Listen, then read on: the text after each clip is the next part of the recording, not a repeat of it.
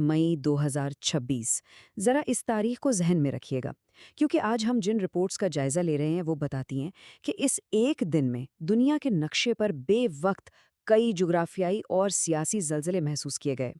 इस जायजे में हम उन हसास और हंगामा खेज आलमी वाकयात की गहराई में जाएंगे जो आलमी मंजरनामे को तेजी से बदल रहे हैं।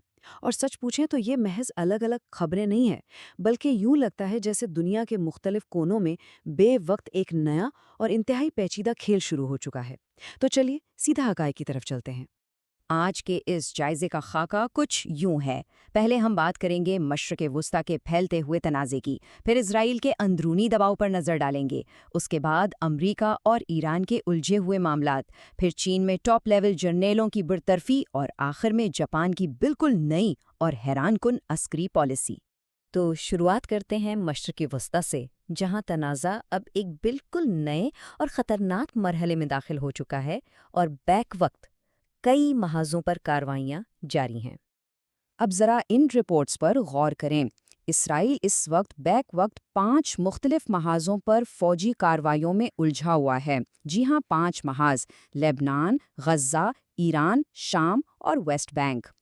अस्करी तारीख के तालिब इल्म जानते हैं कि एक ही वक्त में इतने वसी और कसीर जहती महाजों पर लड़ना किसी भी फौज के लिए, चाहे वो कितनी ही जदीद क्यों ना हो, एक लॉजिस्टिक ड्राउना ख्वाब होता है। अमूमन फौजें 1 या 2 महाजों तक महदूद रहने की कोशिश करती हैं ताकि वसाइल सही तरह इस्तेमाल हो सकें, लेकिन यहाँ सूरत हाल बिल्कुल मुख्तलिफ और गैर मामूली है। और इस सब के बीच एक नंबर जो सबसे ज़्यादा तवज्जो तलब है वो है 8,500। 8,500 ये कोई मामूली अदद नहीं है। मुबैना तौर पर लेबनान में सिर्फ 2 माह के दौरान हलाक और ज़ख्मी होने वाले अफराद की ये मजमूई तादाद है। अमवात का 2,500 से तजावुज़ कर जाना इस बात का वाज़े इशारा है कि लेबनान में भी अब बिल्कुल गज़ा जैसी तशवीशनाक सूरत हाल जन्म ले रही है, यानी तबाही अब सरहदों से बहुत आगे निकल चुकी है। अब जरा ग्राउंड पर होने वाली कार्रवाइयों को देखें। एक तरफ इजराइल क्लेम कर रहा है कि उसने बेरूत के गुंजान आबाद इलाके दाहिया में ऐन खैमों के दरमियान स्ट्राइक की है, जिसमें हिजबुल्लाह के एलीट रिजवान फोर्स के चीफ को निशाना बनाया गया। और दूसरी जानिब जवाबी कार्रवाई भी रुकी नहीं है। इतलात है कि हिजबुल्लाह के ड्रोन हमलों में 7 इजरायली फौजी जख्मी हुए हैं। तो ये महज हवाई हमलों की बात नहीं रही, बल्कि एक ऐसा टकराव है जहां हर रोज नित नए और खतरनाक वार किए जा रहे हैं। और इन हालात में बयानात भी तेज़ी से तल्ख होते जा रहे हैं। रिपोर्ट्स बताती हैं कि बाज़ इसराइली वुज़रा जैसे डेनिलिया वेज़िस, इतमार बेन गेयर और बेज़लील स्मोट्रिच की जानिब से इंतहाई सख्त बयानात सामने आए हैं। यहाँ बाकायदा इलाकाई तौसी और पूरी अर्ज़े मऊद पर कब्ज़े की बातें की जा रही हैं। ज़ाहिर है मुबसरीन के लिए ये महज वक्ती सियासी नारे नहीं है, बल्कि बैनुल अक़वामी क़ानून के हवाले से एक बहुत बड़ा सवालिया निशान है। इन बयानात से अंदाज़ा होता है कि इस जंग के मकासद के बारे में सोच कितनी तवील मुद्दती और जारहाना हो चुकी है। अच्छा, मैदान जंग से हटकर अब ज़रा इसराइल के अंदरूनी हालात का रुख करते हैं, जहाँ मुल्क की क़यादत पर अंदरूनी दबाव और सवालात में तेज़ी से इजाफा हो रहा है। मुकामी मीडिया के मुताबिक मुल्की सतह पर सियासी मंजरनामा भी काफ़ी हंगामा खेज है। दी टाइम्स ऑफ इसराइल की रिपोर्ट के मुताबिक शमाली इलाकों से शहरियों की तवील मुद्दती नकल मकानी, रोज़मर्रा के ड्रोन हमलों और बढ़ती हुई माशी मुश्किलात की वजह से आवाम में शदीद बेचैनी है। कारोबार बंद पड़े हैं, मामूलात ज़िंदगी दरम बरम हैं और इसका सीधा असर वज़ीर आज़म नेतन्याहू की सियासी हिमायत पर पड़ रहा है, जिसमें नुमाया कमी रिपोर्ट की गई है। क्योंकि सच्ची बात है, कोई भी हुकूमत लंबे अरसे तक अंदरूनी बेचैनी को नज़रअंदाज करके बाहर की जंग नहीं लड़ सकती।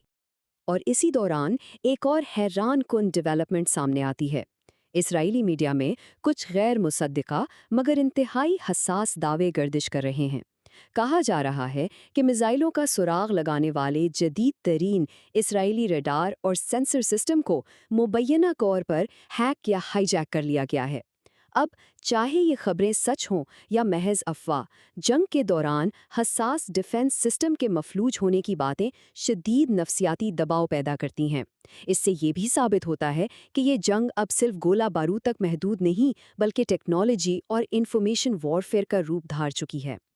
और इन सब के दरमियान एक और बिल्कुल गैर मुतवक्के और संगीन अंदरूनी तनाज़ा खड़ा हो गया है।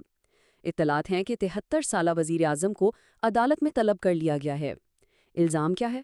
इल्ज़ाम यह है कि उन्होंने मुबैना तौर पर अपनी कैंसर की तशख़ीस को दानिस्ता तौर पर छुपाया।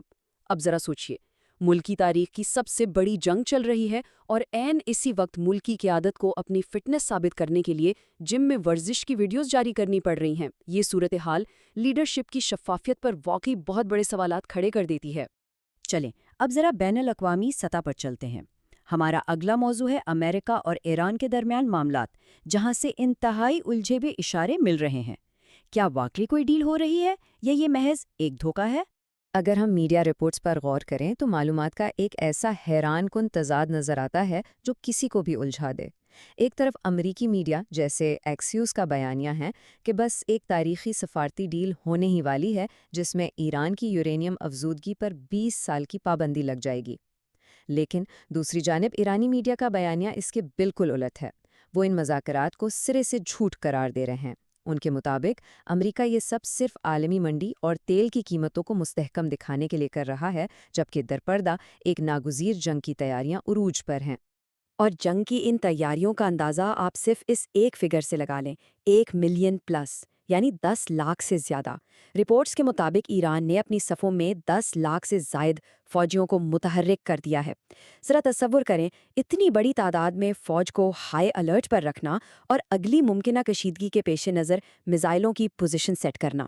یہ اس بات کا بالکل واضح اشارہ ہے کہ خطے میں کسی بھی وقت سفارتکاری کی جگہ ایک بہت بڑا فوجی تصادم لے سکتا ہے۔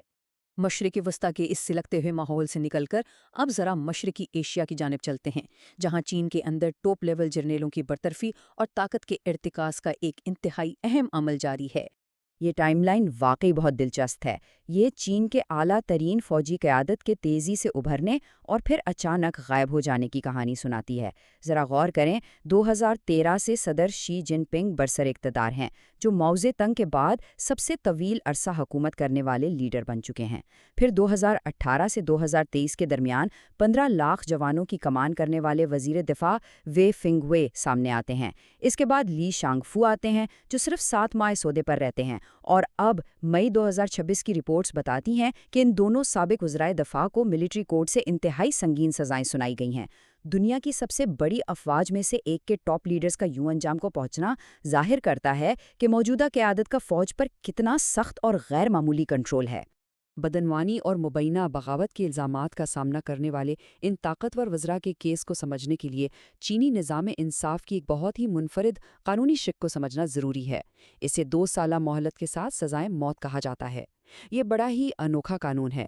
اس کے تحت سزائے موت پانے والے کو 2 سال کا پروبیشن یا مہلت دی جاتی ہے۔